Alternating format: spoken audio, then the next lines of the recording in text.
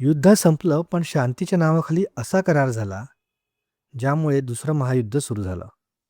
नमस्कार मित्रांनो, तुम्ही पाहत आहात जगात काय चाललंय. 1918 मध्ये पहिलं महायुद्ध संपलं. लाखो लोक मरले.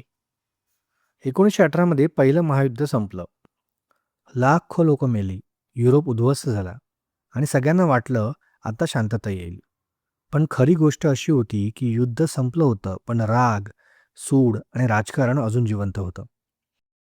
1919 मध्ये फ्रान्समधल्या व्हर्सेलिस पॅलेस येथे एक मोठा करार झाला, ट्रिटी ऑफ व्हर्सेलिस. हा करार मुख्यतः जर्मनीवर लादण्यात आला. आता जर्मनीला काय करायला लावलं? पूर्ण युद्धाची जबाबदारी जर्मनीवर टाकली गेली.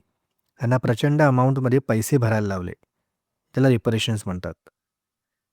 त्यांची सेना खूप कमी केली. अनेक टेरिटरीज काढून घेतल्या गेल्या. म्हणजे एक देश पूर्णपणे आर्थिक आणि सैनिकदृष्ट्या कमजोर केला गेला. पण हा करार प्रॉब्लेम का बनला?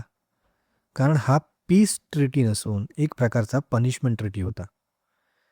जर्मनीमधील लोकांमध्ये राग का वाढला? त्यांना वाटलं आपल्यावर अन्याय झाला आहे. त्यांची इकॉनॉमी कोलॅप्स झाली, इन्फ्लेशन वाढलं, लोक बेरोजगार झाले आणि देशात केऑस वाढला. आणि अशा परिस्थितीत लोक काय शोधतात? तर एक स्ट्रॉंग लीडर, जो बदला घेईल, जो देश परत उभा करेल. इथूनच एंट्री होते ॲडॉल्फ हिटलरची.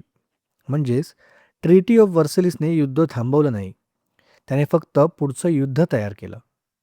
हा करार म्हणजे जणू एक टिकिंग टाइम बॉम्ब होता, जो काही वर्षांनी फुटणार होता. शांती लादून मिळत नाही, ती समजून घ्यावी लागते.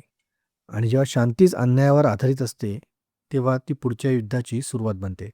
पुढच्या भागात आपण बघू हिटलर कसा उभा राहिला आणि जर्मनी पुन्हा कसा शक्तिशाली झाला. तुमच्या मते जर्मनीवर एवढं कठोर वागणं योग्य होतं का? कमेंटमध्ये सांगा आणि पाहत राहा जगात काय चाललंय.